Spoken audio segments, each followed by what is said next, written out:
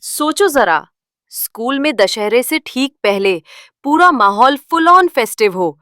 बच्चों की हंसी, रंग बिरंगे कॉस्ट्यूम्स और ढोलक की गूंज। और उसी बीच सबसे बड़ा सरप्राइज, चिंटू को मिला हनुमान जी का रोल। अगर मैं कहूँ उस दिन घर का माहौल किसी फेस्टिवल से कम नहीं था, तो यकीन मानोगे? क्योंकि चिंटू आया था स्कूल से, हाथ में स्क्रिप्ट, आंखों में चमक और पैरों में उड़ान लिए। घर आते ही वो स्क्रिप्ट हवा में हिलाता दौड़ा चला आया। दादाजी ने चश्मा ठीक किया और प्यार से मुस्कुरा दिए। दादी जी के चेहरे पर भी गर्व था। उनके वर्ड्स बस चिंटू के दिमाग में गूंजते रहे। हनुमान बनना मतलब सिर्फ ताकत नहीं, जिम्मेदारी और ईमानदारी भी। और पिंकी, वो तो बस खुशियों में ताली पे ताली बजा रही थी, जैसे छोटी फैन क्लब की प्रेसिडेंट हो।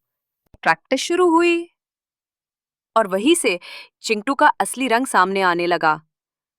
स्टेज पर खड़ा होते ही उसने रावण की बूमिंग फनी आवाज निकाल दी, मुआ हा हा हा। और फिर फनी फेसेस बना के सबको हंसी से लोटपोट कर दिया। उसके जेस्चर्स जैसे कह रहे थे, थोड़ी मस्ती हो जाए। पिंकी भी अपने हाथ से मुंह दबा के हंसी रोकने की कोशिश कर रही थी, पर उसकी आंखें चमक रही थी मजाक में। लेकिन टीचर की आंखों में वो "बस करो अब" वाला गुस्सा साफ नजर आ रहा था। और तब आया असली चैलेंज, हनुमान का भारी गधा उठाना। सभी बच्चे चौंक गए। क्या चिंटू कर पाएगा? हवा में एक सवाल लटका हुआ था। और तब एंट्री हुई उन बड़े बच्चों की, बुली गैंग की। हाँ भाई, दिखा तेरा हनुमान वाला स्टाइल, गदा घुमा के दिखा। उनकी आवाजों में वो चुभता हुआ मजाक था। चिंटू के चेहरे पर एक पल के लिए शांति थी, पर अंदर ईगो को किसी ने चिंगारी दे दी। उसने गदा उठाया, घुमाया और बस 1 सेकंड में बैलेंस हिल गया।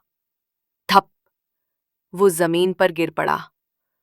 बाहर चोट के निशान दिख रहे थे, लेकिन अंदर वाली चोट और गहरी थी। जहां सपना था ऑडियंस की तालियों का, वहां अब बस एक गूंज थी मजाक की। शाम के अंधेरे में एक कमरा था जो यूजुअल मस्ती से खाली था। चिंटू चुपचाप बैठे था, घुटने पर बैंडेज और निगाहें जमीन पर झुकी हुई। पिंकी पास में थी, कुछ न कहकर भी एक साइलेंट सपोर्ट सिस्टम बन गई थी। तभी बीप बीप, ज्ञानू बॉट जूम करके आया, जैसे एक एनिमेटेड दोस्त लाइफ का क्रैश कोर्स देने। Hero mode of, solution, confidence plus responsibility. Machine वाली लैंग्वेज थी, लेकिन उस एक लाइन में सच दबा हुआ था। चिंटू के कान में अब दादा दादी की बातें भी गूंज उठीं। हनुमान की असली ताकत उनकी शरारत में नहीं, उनके समर्पण में थी। और वही रात थी जब चिंटू ने डिसाइड किया, मस्ती होगी अपनी जगह, जिम्मेदारी अपनी जगह। स्क्रिप्ट खुली, पिंकी की आंखों में चमक थी और चिंटू ने प्रैक्टिस शुरू की, इस बार दिल से। दशहरा की रात, स्कूल ग्राउंड एक मिनिएचर मेला बन चुका था। लाइट्स, मिठास और उत्सव की खुशबू हवा में। उसी भीड़ के बीच स्टेज पर चढ़ा चिंटू, हनुमान का रूप लेकर। पहले एक हल्की सी घबराहट थी, पर जैसे ही उसकी नजर पड़ी पिंकी पर, उसके टाइनी वानर कॉस्ट्यूम और चमकती मुस्कान पर, चिंटू के अंदर एक स्विच क्लिक हुआ, कॉन्फिडेंस का। डायलॉग के शब्द सिर्फ जुबान से नहीं, चेहरे और दिल से निकल रहे थे। आवाज में जोश था, एक्सप्रेशंस में जान। और जब उसने वो बोल्ड लीप मारा, इस बार संभल कर, निश्चय के साथ, तो पूरा ग्राउंड तालियों के गूंज से हिल उठा। वहीं बुली गैंग, जो पहले मजाक बना रहा था, चुपके से एक बोल निकला, अरे, असली हनुमान लग रहा है। प्ले खत्म हुआ और स्टेज पर गूंज उठी प्रिंसिपल की आवाज, दशहरा यही सिखाता है, जीत उसी की होती है जो अपनी जिम्मेदारी निभाता है।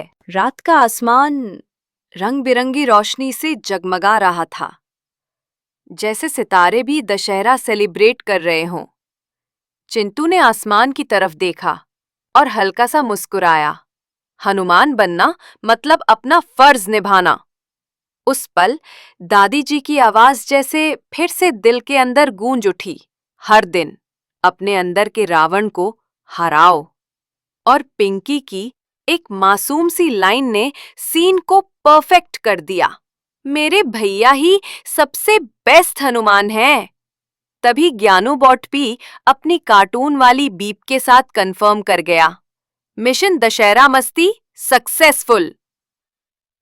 तो दोस्तों, दशहरा का असली मतलब सिर्फ रावण को जलाना नहीं होता, बल्कि अपने अंदर के आलस, गुस्से और शरारत वाले रावण को हराना होता है। मस्ती जरूर करो, पर जब बात फर्ज की आए तो बनो अपने लाइफ के हनुमान। और इसी मैसेज के साथ अपना टून की तरफ से हैप्पी दशहरा।